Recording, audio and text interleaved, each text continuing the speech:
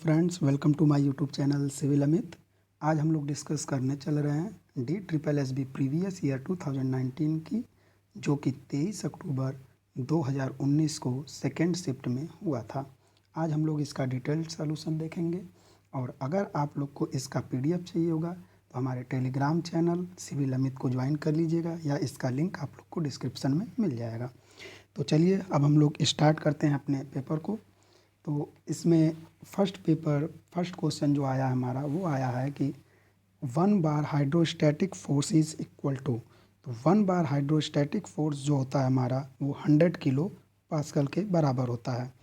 1 बार हमारा 100 kilo pascal के बराबर होता है। इसके अलावा जो आपसे पूछा जा सकता है वो पूछा जा सकता है कि हमारा 1 ATM कितने पास्कल के बराबर होता है। तो हमारा जो 1 ATM होता है ये होता है 1.013 इंटू 10⁵ पास्कल के।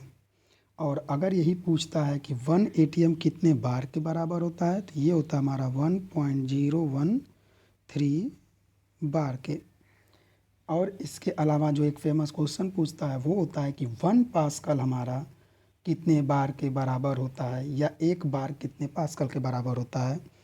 तो हमारा 1 बार जो होता है वो होता है 10⁵ पास्कल, या इसको बोल सकते हैं हम लोग 100 किलो पास्कल। चलिए अब हम लोग चलते हैं आगे नेक्स्ट क्वेश्चन पे। हमारा नेक्स्ट क्वेश्चन है, in wall supported slab system the thickness of floor slab is generally varies from. तो जो हमारा सपोर्ट सिस्टम होता है वाल का, जो स्लैब को सपोर्ट करता है, उसकी थिकनेस कितनी रखी जाती है। तो इसकी थिकनेस जो रखी जाती है वो जनरली रखी जाती है 100 to 200 mm। तो हमारा ऑप्शन 2 सही हो जाएगा। और इसका और क्वेश्चन जो पूछता है वो पूछता है कि इसका स्पैन कितना रखा जाता है। तो इसका स्पैन लगभग 3 to 7.5 मीटर रखा जाता है। नेक्स्ट क्वेश्चन पे हम लोग चलते हैं। अब नेक्स्ट क्वेश्चन हमारा पूछा है कि वैक्यूम प्रेशर क्या होता है। तो वैक्यूम प्रेशर तो वैक्यूम प्रेशर क्या होता है हमारा, इसको देख लेते हैं हम लोग। तो वैक्यूम प्रेशर जो होता है वो हमारा इस ग्राफ के थ्रू समझते हैं। ये हमारा ग्राफ होता है। इस ग्राफ में ये लाइन हमारी कहलाती है absolute zero pressure, absolute zero pressure. और ये लाइन हमारी कहलाती है एटमॉस्फेरिक प्रेशर। अब इस प्रेशर से नीचे जब हम आते हैं तो इसको बोलते हैं वैक्यूम प्रेशर, और इसके ऊपर जाते हैं तो इसको बोलते हैं एब्सोल्यूट प्रेशर। तो हमारा वैक्यूम प्रेशर क्या हो गया, ये हो गया हमारा वैक्यूम प्रेशर हो गया हमारा atmospheric pressure minus absolute pressure. तो इससे हम देखेंगे अपने ऑप्शन में, तो हमारा ऑप्शन नंबर 2 जो है वो सही है, the difference of atmospheric pressure and absolute pressure. अब चलते हैं हम लोग थर्ड क्वेश्चन पे, fourth question is the Indian standard specifies as the standard temperature of the reporting the specific gravity. तो स्पेसिफिक ग्रेविटी हम लोग जानते हैं क्या होता है। स्पेसिफिक ग्रेविटी क्या होता है, स्पेसिफिक ग्रेविटी रेशियो होता है किसका, द डेंसिटी, हमें जो डेंसिटी चाहिए होती है जिस सब्सटेंस की, upon density of water at temperature at 27 degree Celsius. तो हम लोग इससे और हम लोग क्या देखेंगे, यहाँ से 27 डिग्री सेल्सियस क्या हो गया हमारा, सही हो गया है, ऑप्शन ए सही है। चलते हैं हम लोग नेक्स्ट क्वेश्चन पे। नेक्स्ट क्वेश्चन हमारा है, ऑल इमेजिनरी फ्लूइड्स आर। तो किसी भी हमारे इंजीनियरिंग में हम लोग किसी भी चीज़ को, किसी भी कंडीशन को क्या करते हैं, आइडियल मान करके चलते हैं। तो हमारा जो फ्लूइड हम एज्यूम करते हैं वो भी क्या करते हैं, आइडियल फ्लूइड एज्यूम करते हैं। तो हमारा ऑप्शन 3 क्या हो जाएगा, सही हो जाएगा। बट इन रियल लाइफ कोई भी फ्लूइड हमारा आइडियल फ्लूइड नहीं होता है। आइडियल फ्लूइड हम लोग किसको बोलते हैं, एक क्वेश्चन ये आता है। तो आइडियल फ्लूइड क्या होता है, जिसमें क्या हो, जो इनकम्प्रेसिबल हो, क्या हो, इनकम्प्रेसिबल हो, और उसकी विस्कोसिटी क्या हो, जीरो हो, विस्कोसिटी जीरो हो, इसको क्या बोलते हैं हम लोग, आइडियल फ्लूइड बोलते हैं। एक रियल फ्लूइड होता है, रियल फ्लूइड क्या होता है कि जिसकी कंप्रेसिबिलिटी भी होगी और जिसकी विस्कोसिटी भी होगी, जिसको हम लोग क्या करते हैं, पढ़ते हैं। अब चलते हैं हम लोग अपने नेक्स्ट क्वेश्चन पे।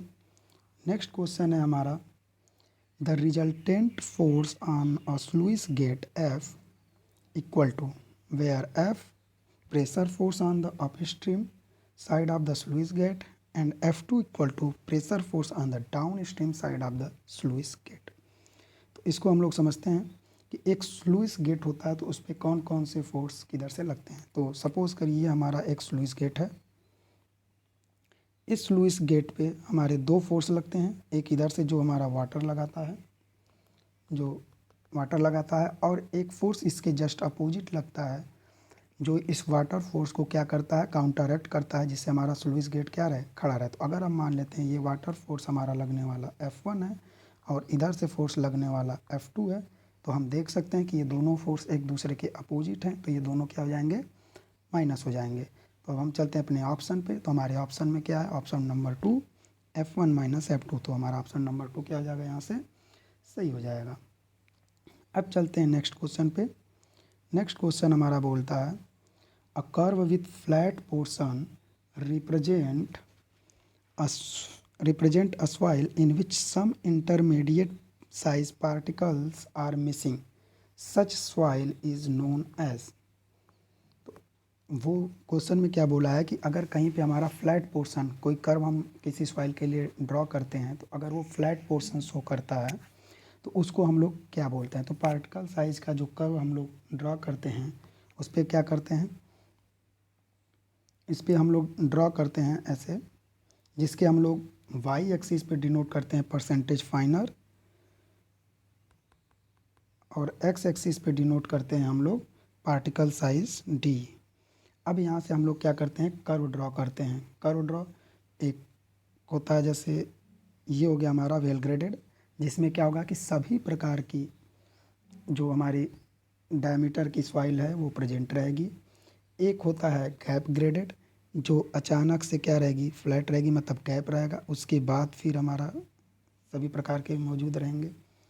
तो इसी तरीके से हमारा रहता है। तो यहाँ पे क्या बोला गया है, सेम क्या कि फ्लैट रहे। तो हमारा हम देख सकते हैं कि जो हमने सेकंड वाला ड्रा किया है उसमें हमारी क्या है, सॉइल फ्लैट है, तो ये क्या कहलाएगी, हमारी स्कीप ग्रेडेड सॉइल। मतलब इसमें से किसी भी एक पार्टिकल क्या है, कोई एक पार्टिकल क्या स्कीप हो गया है, मिसिंग हो गया है। तो इस तरीके से हमारा ऑप्शन नंबर 4 क्या हो जाएगा, करेक्ट हो जाएगा। अब चलते हैं हम लोग अपने क्वेश्चन नंबर 8 पर। हमारा क्वेश्चन नंबर 8 बोल रहा है, the relative density percentage of soil which is loose in nature is. जो कैसा है, नेचर में लूज है। तो रिलेटिव डेंसिटी, तो रिलेटिव डेंसिटी हमको पता है। रिलेटिव डेंसिटी क्या होता है, रिलेटिव डेंसिटी को हम लोग आई से डिनोट करते हैं। आई डी इक्वल टू होता है हमारा e maximum minus e natural upon e maximum minus e minimum. Relative density को हम लोग डेंसिटी इंडेक्स भी बोलते हैं। अब हम लोग देखेंगे कि इसकी रेंज क्या होती है। तो इसकी रेंज जो वेरी करती है वो करती है हमारी, अगर रिलेटिव डेंसिटी की वैल्यू 0 से 15 आता है तो इसको बोलते हैं हम लोग वेरी लूज। क्या बोलते हैं, वेरी लूज। और अगर हमारी वैल्यू 15 to 35 आती है तो इसको हम लोग बोलते हैं, 15 to 35 आती है तो इसको हम लोग बोलते हैं लूज सॉइल। और अगर 35 to 65 आता है तो इसको हम लोग बोलते हैं मीडियम। और अगर हमारा 65 to 85 आता है 65 टू 85 आता है तो इसको बोलते हैं हम लोग डेंस। और अगर 85 टू 100 होता है, अगर 85 टू 100 होता है तो इसको बोलते हैं हम लोग वेरी डेंस। तो हम लोग देख सकते हैं कि हमें क्वेश्चन में कहाँ से कहाँ तक दिया हुआ है।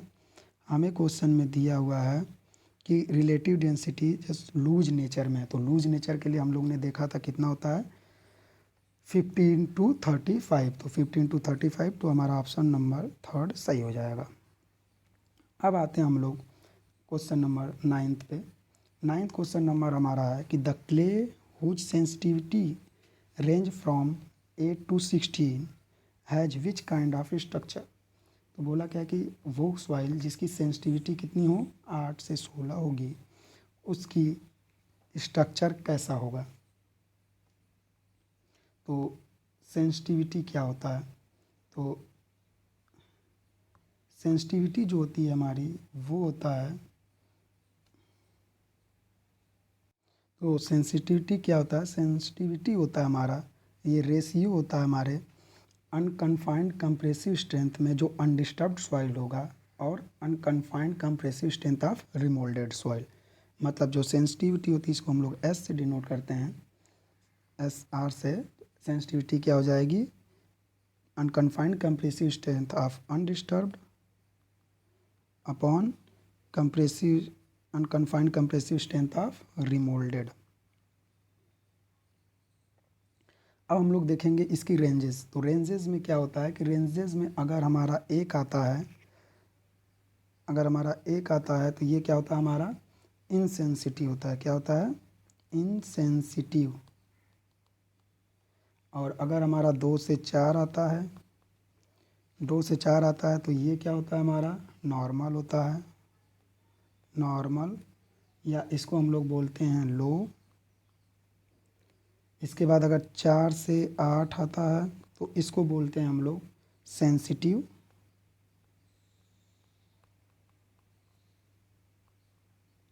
और अगर 8 से 16 आता है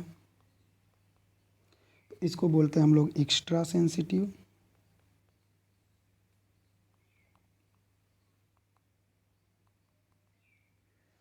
और अगर 16 से ज़्यादा होता है तो इसको बोलते हैं हम लोग क्विक या अनस्टेबल। तो इनसेंसिटिव कौन सी सॉइल होती है हमारी, इनसेंसिटिव होता है हमारा gravel sand, gravel and sand. और नॉर्मल या जो लो सेंसिटिव होता है वो कैसा होता है, वो हॉनी कम स्ट्रक्चर वाले होते हैं। कौन से होते हैं, हॉनी कम स्ट्रक्चर वाले। और सेंसिटिव कौन सा होता है, सेंसिटिव सिल्ट एंड क्ले होता है। एंड एक्स्ट्रा सेंसिटिव कौन सा होगा, जो स्लाइटली क्विक क्ले होगा। क्या होगा, स्लाइटली क्विक क्ले। तो हम लोग इसमें देखेंगे क्या दिया हुआ हमें दिया हुआ है। और स्लाइटली क्विक क्ले कैसा स्ट्रक्चर होता है उसका, उसका होता है फ्लॉकुलेंट। तो हमारा यहाँ पर ऑप्शन नंबर 2 क्या हो जाएगा, करेक्ट हो जाएगा। तो जो क्ले हमारा 8 से 16 के बीच में रेंज करेगा और कैसा होगा, फ्लॉकुलेंट स्ट्रक्चर का होगा। अब चलते हैं हम लोग अपनी नेक्स्ट क्वेश्चन पे। नेक्स्ट क्वेश्चन है हमारा the strain at any point in the steel is equal to the adjoining concrete is known as. तो इसमें जो हमारा स्ट्रेन होता है, क्या बोला कि स्ट्रेन किसी भी पॉइंट पे अगर हम स्टील को क्या कर कंक्रीट में क्या करते हैं कि स्टील को इम्बेडेड करते हैं। तो जब इम्बेडेड करते हैं तो उस पर स्ट्रेस और स्ट्रेन दोनों आता है। तो दोनों क्या होते हैं, हम कंक्रीट और स्टील में क्या होना चाहिए, कंपैटिबिलिटी होनी चाहिए। कैसी कंपैटिबिलिटी, स्ट्रेन की कंपैटिबिलिटी होनी चाहिए, जिससे क्या हो कि हमारा जो हमारा कंक्रीट है उसमें से स्टील क्या हो, अलग ना हो, या कंक्रीट हमारी ब्रेक ना हो। तो इसलिए हम लोग देखेंगे कि हमारा ऑप्शन नंबर 1 क्या हो जाएगा, सही हो जाएगा कि हमारे उसमें क्या होनी चाहिए, स्ट्रेन कंपैटिबिलिटी होनी चाहिए। मतलब जो दोनों में डिफॉर्मेशन है वो क्या होना चाहिए, बराबर होना चाहिए। इसके बाद आते हैं नेक्स्ट क्वेश्चन पे। नेक्स्ट क्वेश्चन हमारा question number 11, the process of removal of organic matter and calcium compound in the soil before the dispersing agent are mixed is called as. तो जो भी हम प्रोसेस करते हैं रिमूवल ऑफ ऑर्गेनिक मैटर या calcium compound soil को dispersing agent मिलाने से पहले, तो उसको क्या बोला जाता है? Pre treatment. उसको क्या बोलते हैं हम लोग? Pre treatment. प्री ट्रीटमेंट में क्या करते हैं हम लोग? प्री ट्रीटमेंट में हमारा जो भी पार्टिकल साइज या उसमें से जो भी हमारे ऊपर होंगे ऑर्गेनिक मैटर, इन सबको क्या कर दिया जाएगा? जैसे घास हो गया, इन सबको क्या कर दिया जाता है? हटा दिया जाता है। नेक्स्ट क्वेश्चन पे आते हैं। नेक्स्ट क्वेश्चन है the specific gravity of mercury. तो स्पेसिफिक ग्रेविटी ऑफ मरकरी, तो स्पेसिफिक ग्रेविटी हमारा क्या होता है? स्पेसिफिक ग्रेविटी को हम लोग और क्या बोलते हैं? Relative density. स्पेसिफिक ग्रेविटी को हम लोग क्या बोलते हैं? रिलेटिव डेंसिटी बोलते हैं। Relative density, specific gravity. तो हम लोग देखते हैं स्पेसिफिक ग्रेविटी को क्या कैसे शो करते हैं हम लोग? जी इक्वल टू क्या पता होता हमें? गामा, जिस चीज़ का हमें निकालना है अपन गामा डब्लू, ये होता है हमारा रिलेटिव डेंसिटी या स्पेसिफिक ग्रेविटी। स्पेसिफिक ग्रेविटी जो हम लोग गामा डब्लू लेते हैं, ये 4 डिग्री सेल्सियस पे लेते हैं। कितना लेते हैं? वाटर की डेंसिटी 4 डिग्री सेल्सियस पर लेते हैं। अब आते हैं हम लोग कि मरकरी का स्पेसिफिक ग्रेविटी कितना होता है। तो मरकरी का स्पेसिफिक ग्रेविटी होता है 13.6। इसके बाद जो कुछ हमारे और स्पेसिफिक ग्रेविटी पूछे जाते हैं, जैसे पूछा जाता है हमसे सीमेंट। सीमेंट हमें ध्यान रखना है, सीमेंट की स्पेसिफिक ग्रेविटी कितनी होती है? तो 3.15। और पूछ लिया जाता है हमसे जो है लेड। लेड मतलब जो हमारा शीशा होता है, इसकी जो होती है स्पेसिफिक ग्रेविटी होता है 11.35। और कॉपर की होती है, कॉपर का होता है हमारा 8.96। और इसके बाद गोल्ड जो होता है वो होता है हमारा, गोल्ड का होता है 19.3। तो ये हमारे क्या है कुछ और एलिमेंट की स्पेसिफिक ग्रेविटी हमको ध्यान में रखना है अपने। अब नेक्स्ट क्वेश्चन पे चलते हैं हम लोग। Question number 13। In ribbed slab system the thickness of floor slab generally varies from. तो रिब्ड स्लैब सिस्टम में हम लोग क्या करते हैं कि जो जनरली हमारे स्लैब की थिकनेस होती है उसको कितना रखते हैं? उसको रखते हैं हम लोग 100 to 200 mm। 100 to 200 mm। इसमें इसके कैरेक्टर्स क्या होते हैं रिब्ड स्लैब के?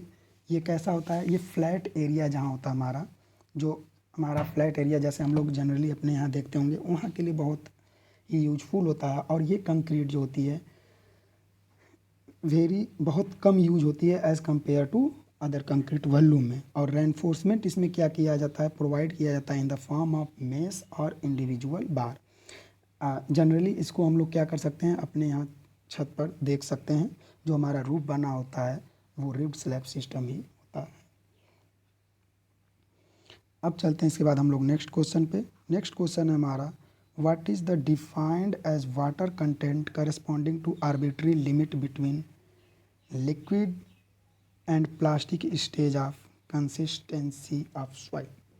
तो हम लोग ने देखा होगा, ग्राफ पढ़ा है, तो ग्राफ से हम लोग इसको समझने की कोशिश करते हैं। ये हमारा ग्राफ बनता है कंसिस्टेंसी ग्राफ जिसको हम लोग बोलते हैं। कंसिस्टेंसी ग्राफ में क्या होता है?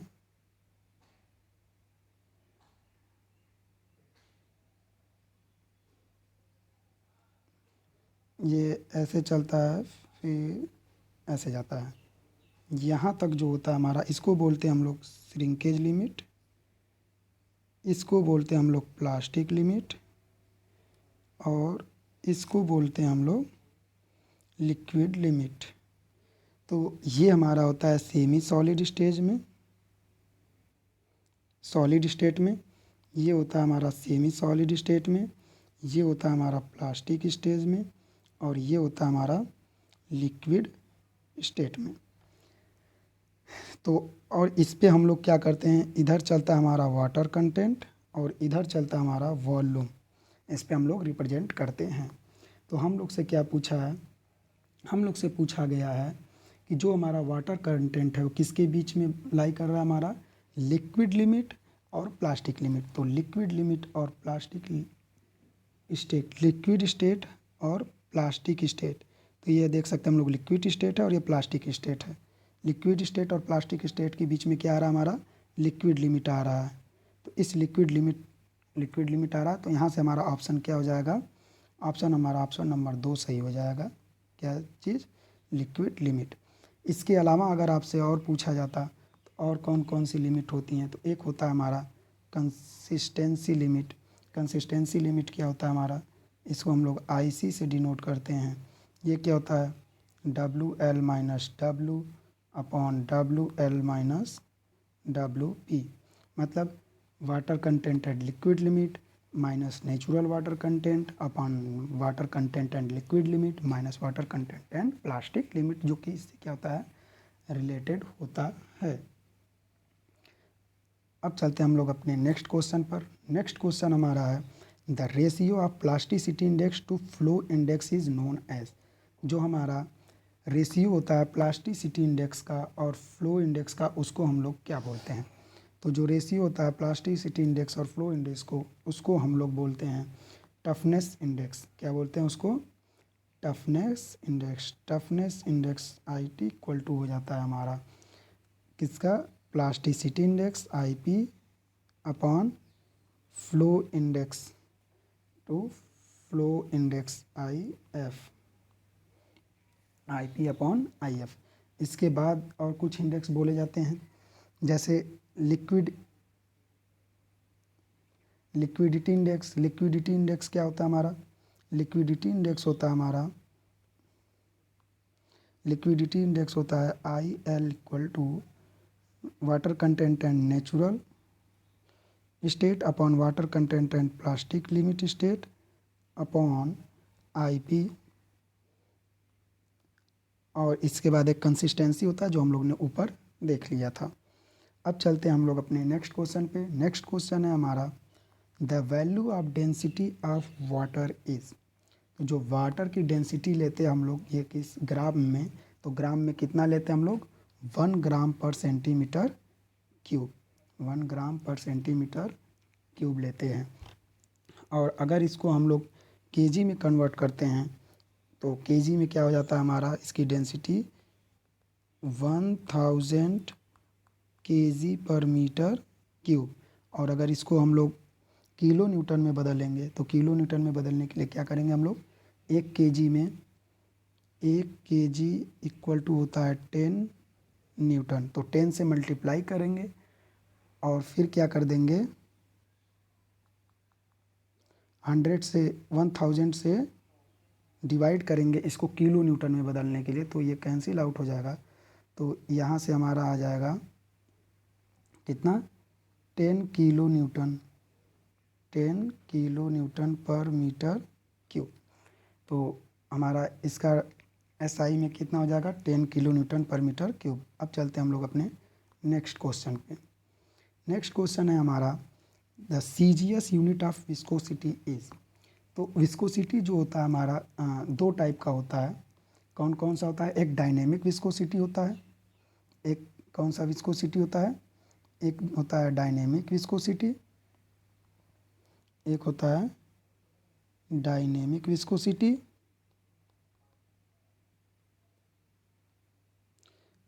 और एक होता है काइनेमेटिक। तो जो डायनेमिक होता है इसका होता है MKS में जो होता है वो कितना होता है, केजी पर मीटर सेकेंड, या SI में बोलेंगे अगर इसकी हम यूनिट, तो SI में होगा कितना, न्यूटन सेकेंड पर मीटर स्क्वायर, या इसको CGS में बोलेंगे तो कितना होगा, डाइन सेकेंड पर सेंटीमीटर स्क्वायर, डाइन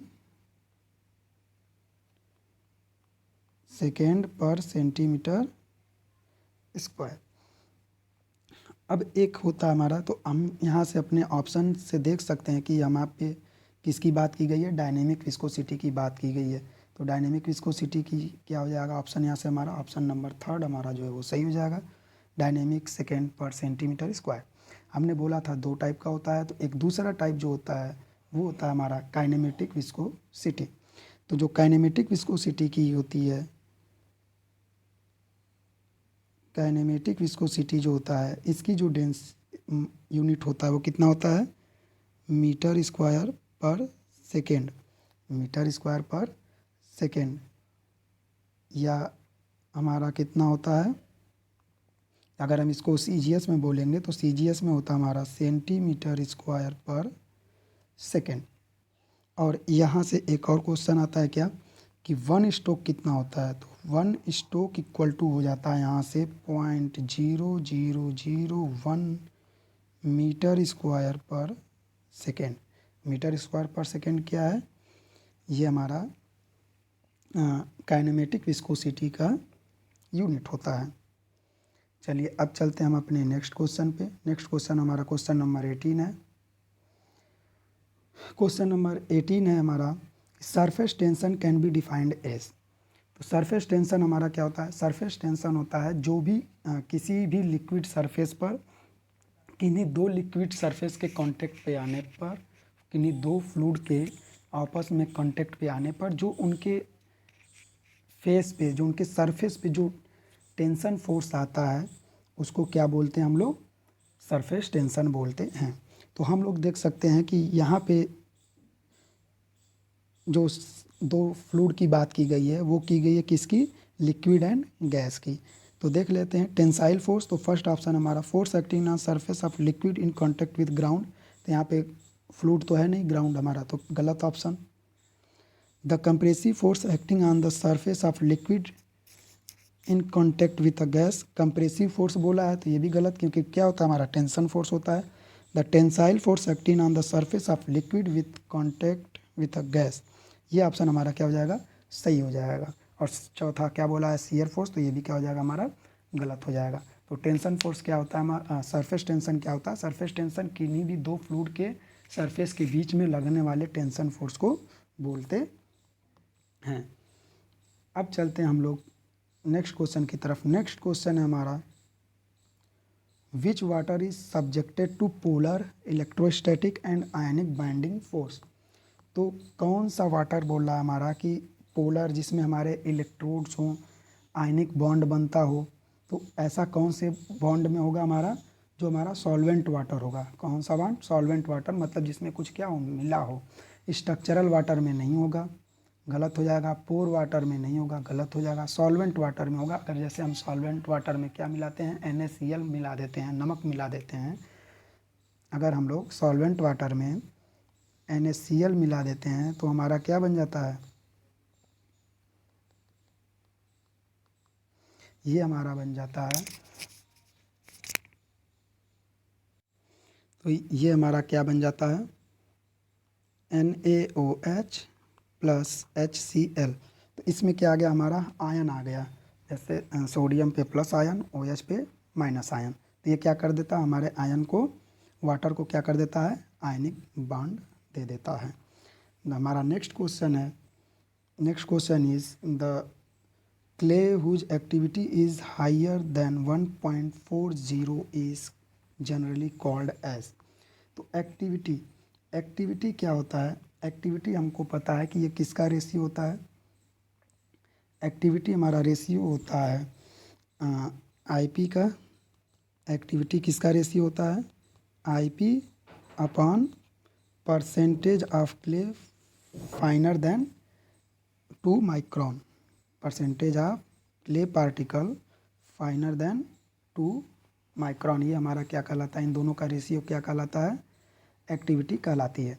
अब इसका हम लोग रेंज देखेंगे तो अगर एक्टिविटी हमारी 0.75 से कम होता है तो इसको क्या बोलते हैं हम लोग, इनएक्टिव। क्या बोलते हैं, इनएक्टिव। अगर 0.75 से 1.25 के बीच में होता है तो इसको बोलते हैं हम लोग नॉर्मल। और अगर हमारा ग्रेटर देन 1.25 होता है तो इसको बोलते हैं हम लोग एक्टिव। क्या बोलते हैं, एक्टिव सॉइल। तो 0.75 से कम इनएक्टिव, 0.75 टू 1.25 होता है तो नॉर्मल, और ग्रेटर देन 1.25 तो एक्टिव। अब हम लोग देखते हैं अपने क्वेश्चन में क्या हमें दिया हुआ है। हमें दिया है कि जिसका एक्टिविटी क्या है, 1.40 से ज़्यादा है। तो जिसका 1.40 से ज़्यादा है वो क्या हो जाएगा हमारा, एक्टिव सॉइल हो जाएगा। क्या हो जाएगा हमारा, एक्टिव सॉइल। तो हमारा ऑप्शन नंबर 2 क्या है, सही है। दोस्तों, अगर आपको मेरा ये वीडियो पसंद आया हो तो हमारे चैनल को और वीडियो को लाइक करें और सब्सक्राइब करें। जय हिंद, जय भारत।